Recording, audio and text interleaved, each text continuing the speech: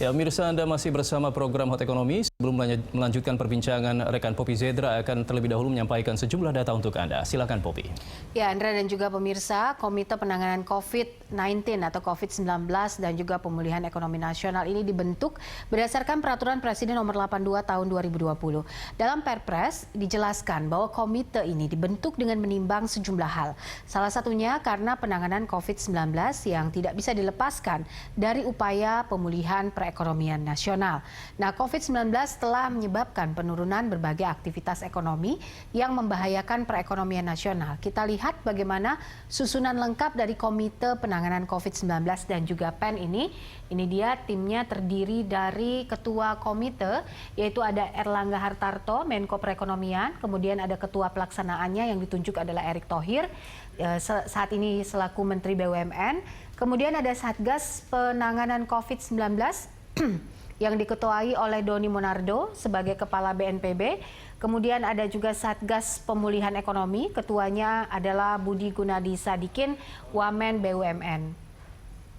Selanjutnya untuk tim penanganan COVID-19 dan PEN, susunan tim penanganannya ini adalah profilnya, ketuanya Erlangga Hartarto, kemudian Wakil Ketua 1, Luhut Binsar Panjaitan, saat ini menjabat sebagai Menko Kemaritiman dan Investasi.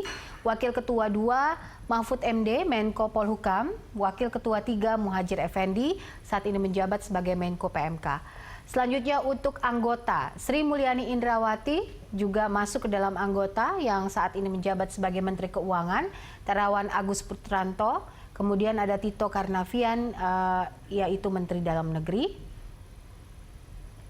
Lalu kita lihat lagi, ini dia Ketua Satgas Penanganan COVID-19 seperti yang tadi saya kemukakan, ada Doni Monardo, Kepala BNPB dan juga Ketua Satgas Perekonomian, ini ada Budi Gunadi Sadikin, Wakil Menteri 1 BUMN. Lalu untuk tugas tim penanganan COVID-19 dan juga PEN, ini dia. Yang pertama adalah menyusun rekomendasi kebijakan strategis kepada Presiden. Kemudian yang kedua mengintegrasikan dan menetapkan langkah-langkah pelaksanaan kebijakan strategis.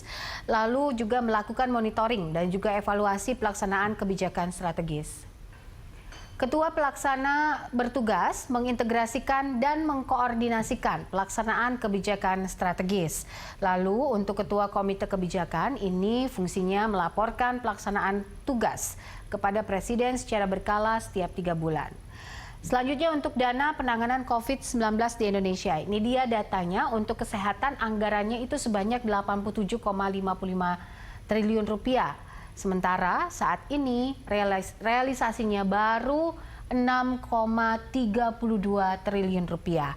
Dan kalau dilihat secara persentasenya ini kurang lebih baru 7,22% gitu ya, masih kecil sekali. Kemudian untuk perlindungan sosial ini sudah cukup baik penanganannya. Untuk anggarannya ada 203,9 triliun rupiah, realisasinya sampai saat ini meningkat gitu ya. Dari awal dari di bulan Juni kemarin ini sudah berada di angka 77,40 triliun rupiah atau sekitar 37,96%. Walaupun belum mencapai 50%, ini yang harusnya bisa digenjot lebih cepat. Kemudian untuk insentif usaha ini anggarannya 120,61 triliun rupiah. Sementara realisasinya baru sekitar 13,53 triliun rupiah dan persentasenya baru sekitar 11,22%. Nah, ini adalah sektor grassroots ya atau UMKM yang anggarannya adalah 123,46 triliun rupiah. Ini banyak sekali dikeluhkan karena memang posisinya sangat-sangat problem saat ini begitu ya. Realisasinya saat ini masih 30,15 triliun rupiah dan persentasenya kurang lebih di 24,42%. Lalu untuk pembiayaan korporasi ini anggarannya sekitar 53,57 triliun rupiah dan sampai saat ini belum terrealisasi atau masih nol begitu untuk realisasinya dan persentasenya juga masih nol. Ini yang harusnya kemudian bisa digenjot lebih cepat. Sektoral, kementerian dan lembaga dan juga Pemda ini anggarannya sekitar 106,11 triliun rupiah. Realisasinya sudah 6,40 triliun rupiah dan persentasenya 6,03%. Demikian Andra informasi yang bisa saya sampaikan, kembali ke Anda. Ya baik, Poppy, terima kasih atas data-data yang sudah disampaikan. Dan pemirsa, Sebelum kita melanjutkan dialog kita, simak dulu pernyataan Menteri BUMN Erick Thohir yang ditunjuk sebagai Ketua Pelaksana Komite Penanganan COVID-19 dan Pemulihan Ekonomi Nasional. Karena itu kami berempat langsung hari ini mengadakan rapat di mana untuk segera menyusun program-program daripada penanganan COVID-19 dan juga pemulihan kepada ekonomi. Dan kita harapkan dalam minggu ini kita bisa sampaikan programnya kepada Ketua Tim yaitu Pak Menko, dan mungkin insya Allah minggu depan kita segera paparkan kepada Bapak Presiden langsung. Tugasnya sangat berat, tetapi ini sebuah signal yang sangat positif bagaimana tim kesehatan dan tim ekonomi bisa berjalan seiring. Dan kami akan berusaha bekerja keras mati-matian dan tentu bersinergi dengan seluruh kementerian sesuai dengan tupoksi masing-masing menteri. Ya, Pak Peter, baru kita mendengarkan tadi pemaparan data dan juga apa yang disampaikan oleh Menteri BUMN Erick Thohir. Nah, kalau misalnya melihat tugas-tugas yang berat, tadi Pak Erick Thohir mengatakan ini tugasnya sangat berat. Ini kan apa tidak khawatir tumpang tindih dengan tugas-tugasnya di Kementerian BUMN, di mana Kementerian BUMN juga sedang banyak masalah begitu. Ditambah lagi dengan adanya untuk pemulihan ekonomi nasional ini. Ya, kalau kita lihat ya, yang mendapatkan penambahan tugas itu tidak semua menteri. Yeah. Ya, yang mendapat penambahan tugas itu adalah utamanya adalah Pak Erick Thohir dan Pak Budi, Pak ya, Budi Gunadi. Ya, karena posisi Pak Erick Thohir bahkan dalam pandangan saya itu Pak Erick Thohir naik menjadi Menko. Oh begitu. Ya, karena kan tugas dari Ketua Komite Pelaksana itu adalah mengkoordinasikan. Yeah, yeah. Ya. Mengkoordinasikan, sementara ini mengkoordinasikan antar menteri. Nah, kalau bukan Menko, apa namanya kan? Yeah.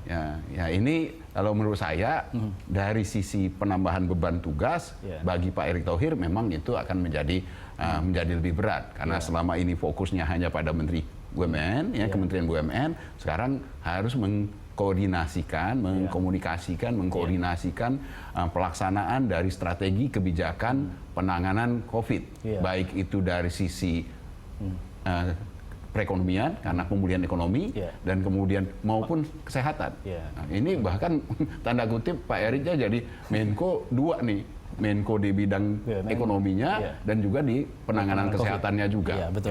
Baik, saya minta tanggapan dari Pak Haryadi. Pak Haryadi, seberapa optimis Anda dengan kinerja komite ini, di mana kalau tadi disampaikan oleh Pak Peter, ini beban dari Menteri Erick Thohir ini bertambah menjadi lebih besar begitu tugasnya, begitu Pak?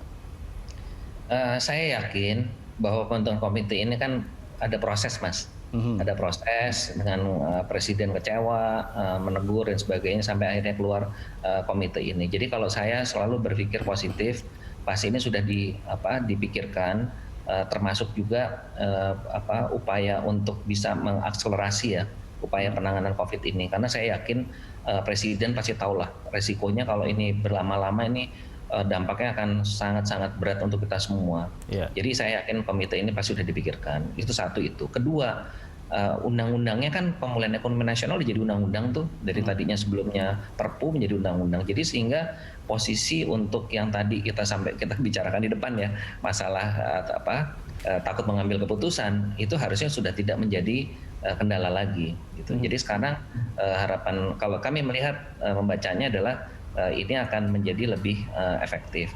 Nah, perkara tadi Pak Peter menyampaikan Pak Erick menjadi Menko dan sebagainya, menurut saya mungkin tidak seperti itu, karena kami melihat posisinya Pak Erick ini memang strategis karena yang mempunyai industri-industri strategis itu kan ada di bawahnya Pak Erick semua.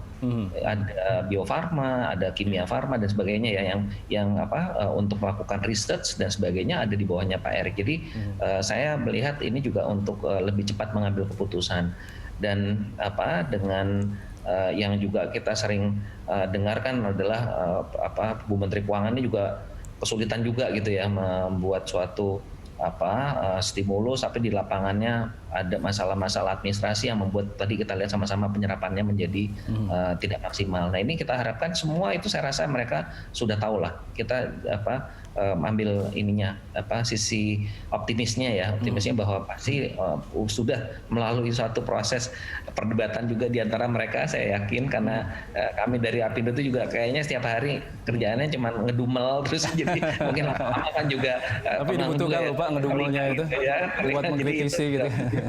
Jadi saya yakin itu, dan itu pasti akan ada insya Allah lah pasti akan ada positifnya. Nah tentunya kita sama-sama aja sekarang bekerja sama bagaimana bisa ini program bisa efektif, karena memang yang paling menjadi kendala bagi kami ini adalah kita kalau dari industri itu dari sektor pelaku usaha ya sektor real itu sangat siap Mas. Tadi saya sampaikan kan waktu kasus PSBB, waktu kita menangani tenaga medis dan karantina itu nggak ada masalah gitu. Kita kalau dari sisi kita bisa, tapi yang problem itu kan dari masyarakatnya. Yeah.